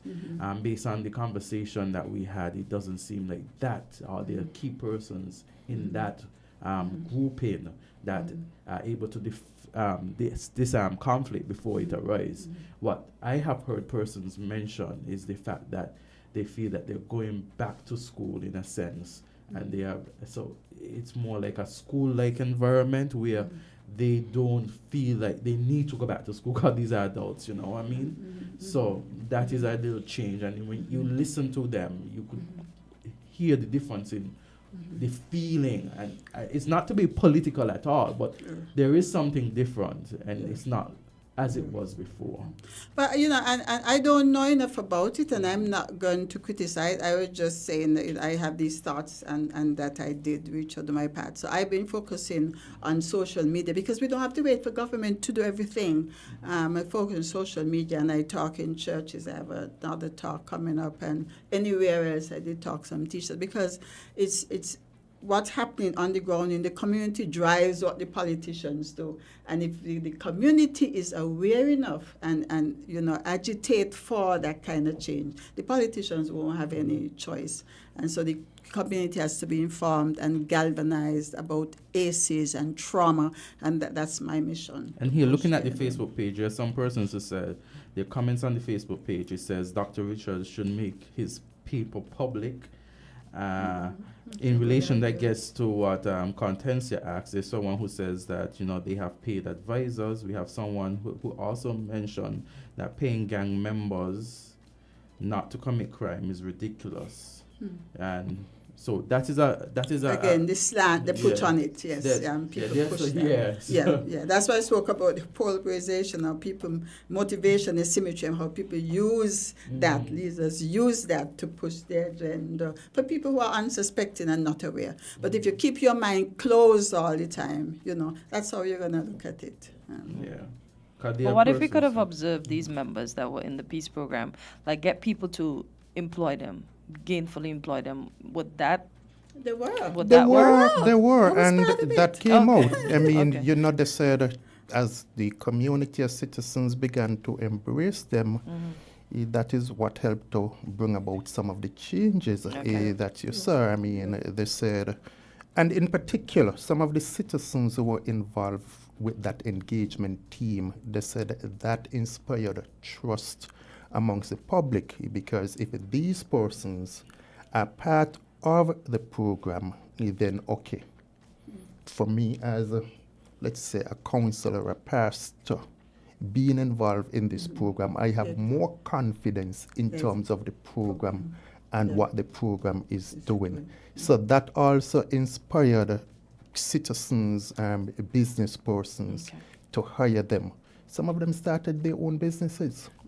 Supermarkets, car rental, police farms, these sort of things. But I think one of the problems we have in St. Kitts, so people, you come out and you label something.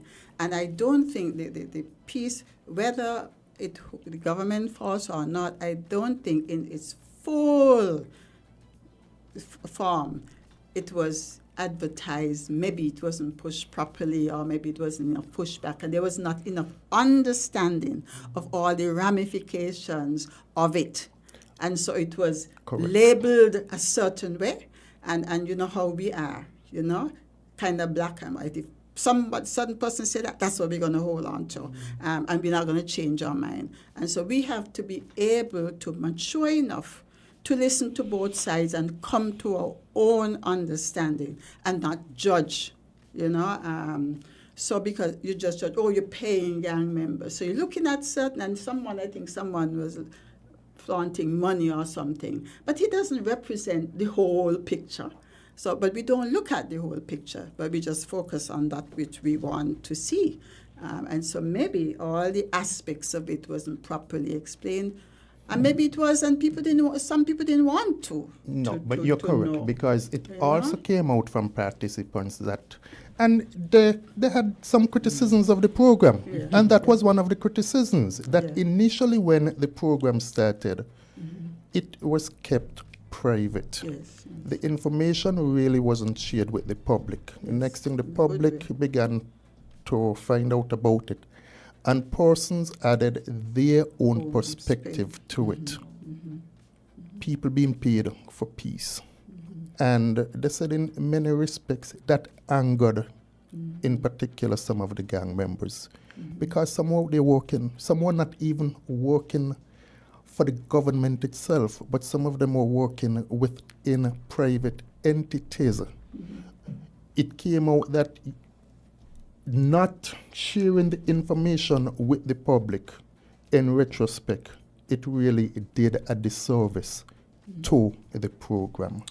It really did a disservice to the program, because then persons began to put their own narrative to the program.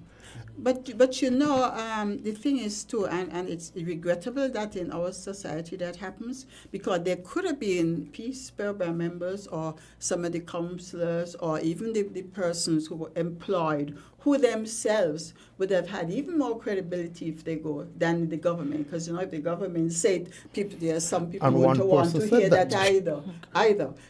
But it's the same thing. I experienced that with the Bastia High School. There are a lot of people who know and know differently, but they just hush their mouths, you know, and that is a problem in our society. They hush their mouths. They know differently, but they won't come forward.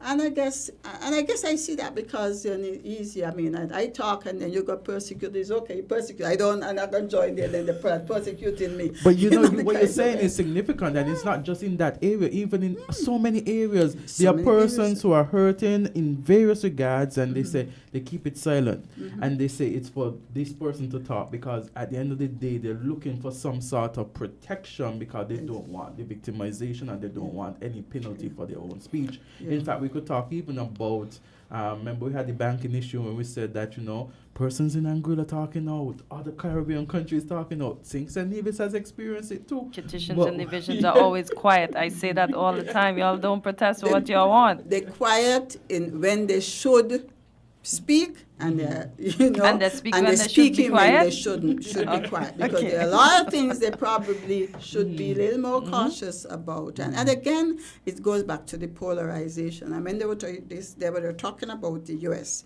and so, oh my God, is this the same kind of thing that we have?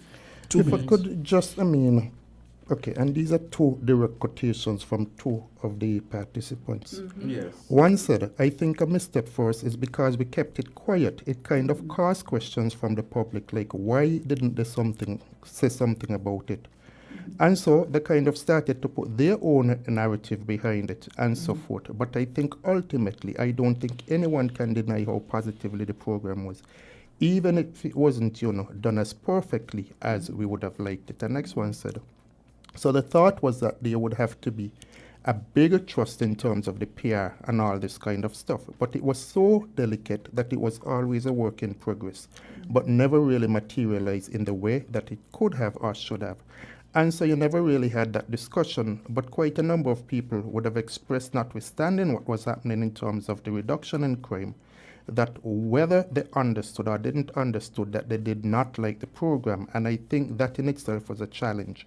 And it did not benefit the young men and some young women too, but rather it became sort of a demoralizing factor for them. Yeah. So pushing them back on the margins. But it's true, because persons might think that these individuals who commit crime are not listening to media stations and not listening to persons who are speaking about these situations. They are listening, you know, whether they listen first and or someone tells them, or you hear it on the road that, you know, they're paying for peace or something like that, and so that comes off with an effect. You also look at the point that persons have said in the past, because because of the peace program, I have been from the outside. So I've been trying to, you know, based on communication and so with persons inside. And so one time I had a interview also with a lady who was a part of the program and spoke about, at the end of the day, having that consultation. So what I gathered from it, that there was some sort of consultation, and it started out not government saying we want this done, but the members of the gang saying that we have to create a more peaceful environment. Yeah. But I think one of the things that there was more emphasis was put not just on the criminal aspect, but the social aspect of it by the community. And I think the culture kind of changed, because one of the things the deputy minister and the prime minister used to say is, you know, there are people too. And this kind of thing, because I remember vividly 20-something years ago when I went to Andy then chief of police, and he told me, oh, it's in one subculture. And I said, you know, but they are people too. They're human beings. They're someone's child, someone's sister, someone's father. You can't, and that's one reason. So once they saw that there was a change in attitude, they were more receptive, and they felt emboldened to approach and say, you know, well, we want to do something. So it might have been something they were stifling all the time. But once they saw a change in approach to the whole situation, then they came out, you know, and were expressed their views and encouraged it. Well, it forced the government to do it, to deal with it, you know, they themselves. And that is what I'm saying. So it's aware citizens who ultimately would push the government to do things. But we have to be aware and educate our population? A number of persons said, for example, in February 2019, I think there was a week when you had 5 homicides. And some of the gang members, some of the persons said that they felt that in those particular incidents, it drove fear within the gang members. Because in some instances, they were seeing some of their own fellow gang members being killed.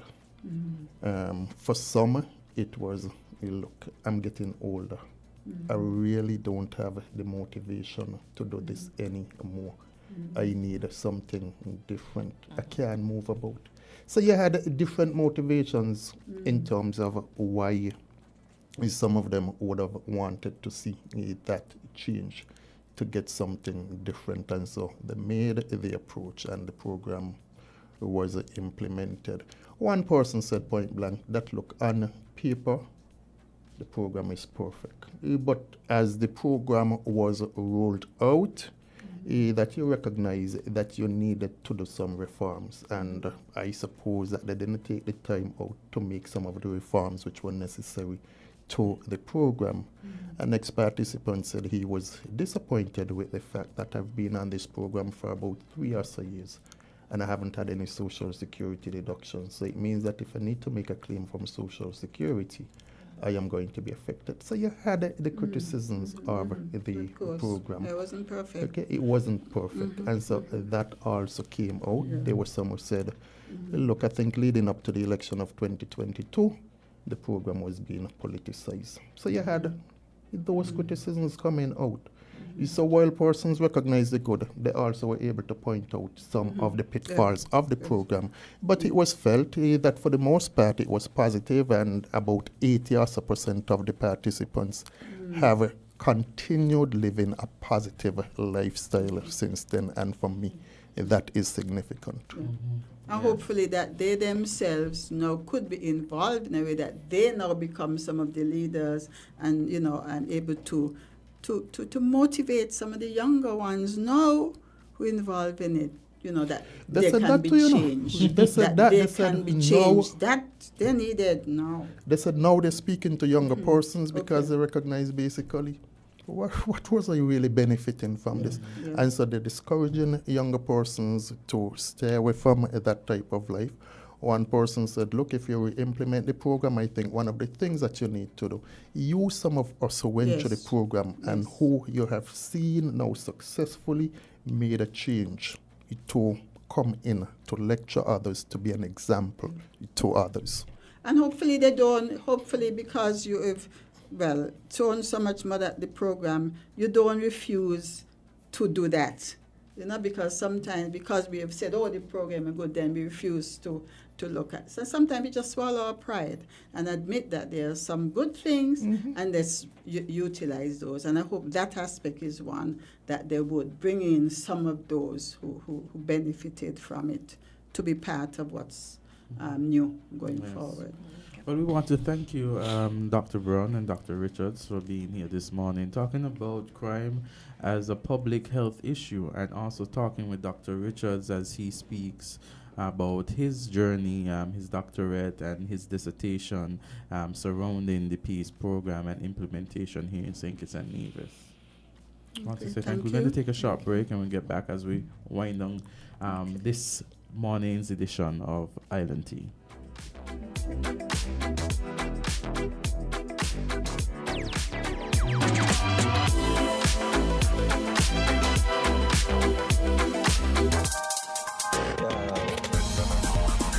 We're different.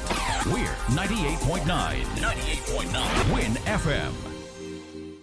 Hey kids, drink healthy. Reduce sugar chubby with the same great taste. Lots of magic fruity flavors. Drink the more healthy way. It tastes so yummy, chubby, chubby. 25% less sugar chubby. Be active, be healthy. Drink lots of chubby. Kicking football, playing cricket, having fun in the sun. It's chubby. Reduced sugar chubby keeps you cool and refreshed. It tastes so yummy, chubby, chubby. 25% less sugar chubby. Jumping rope, running races, have fun. It tastes so yummy, chubby. Drink the more healthy way.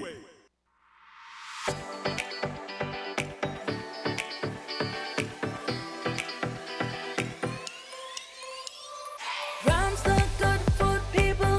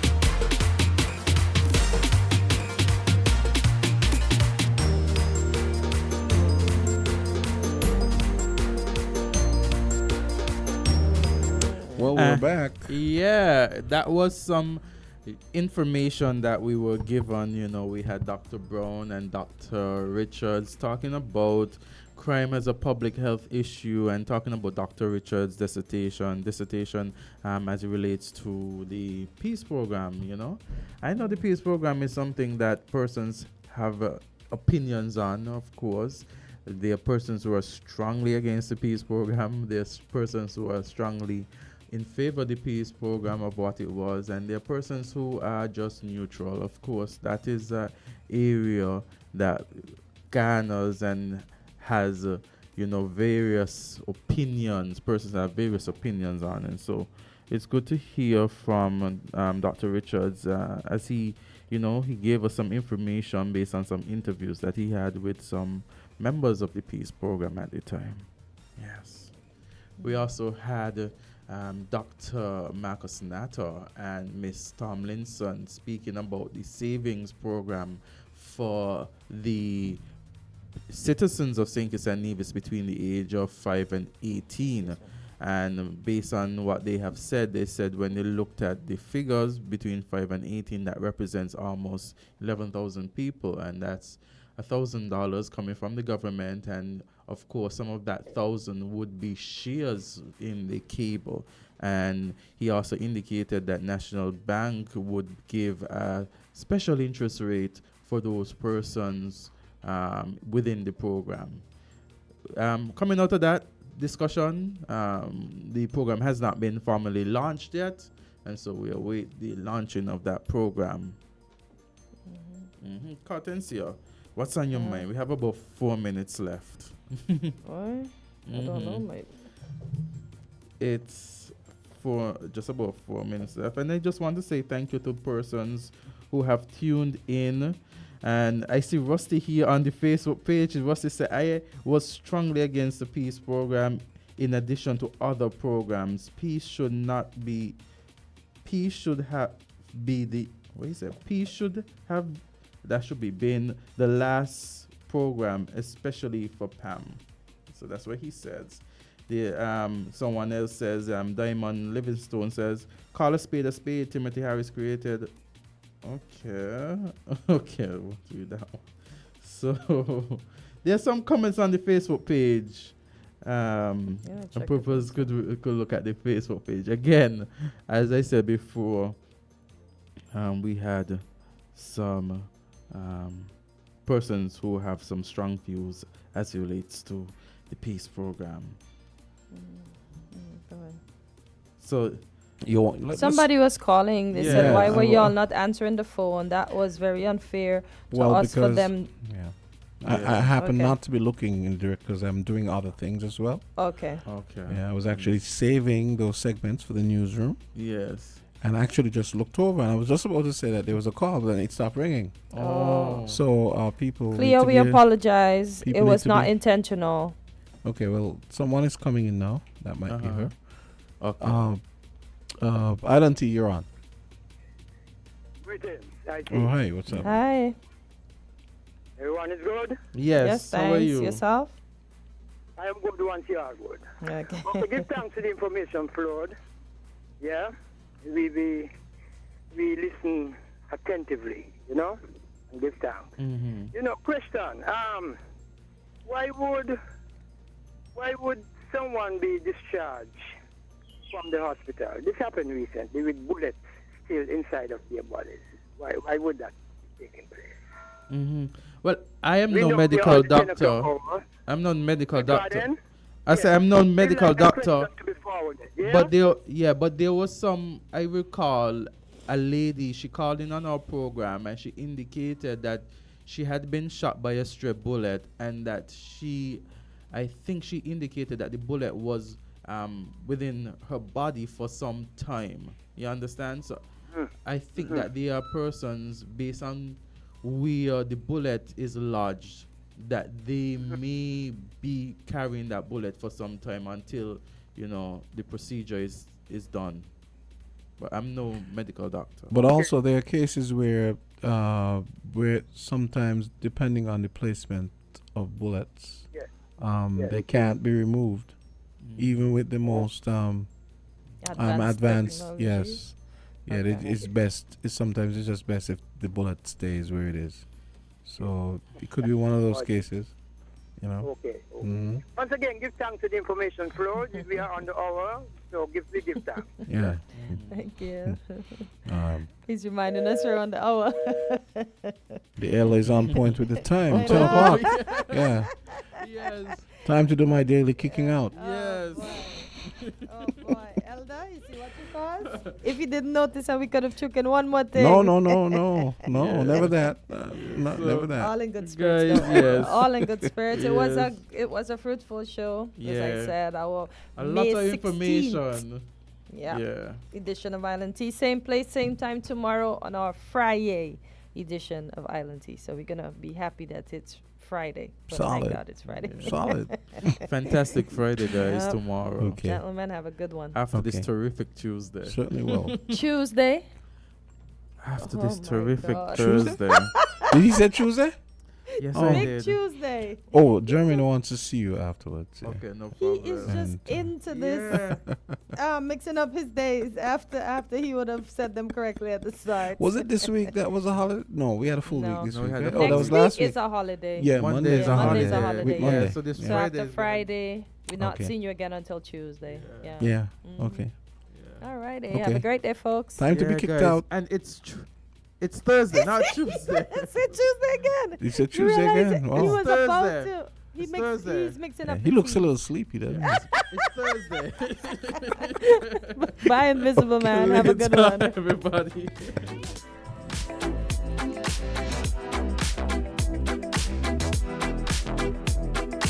We're different. We're 98.9. 98.9. Win FM.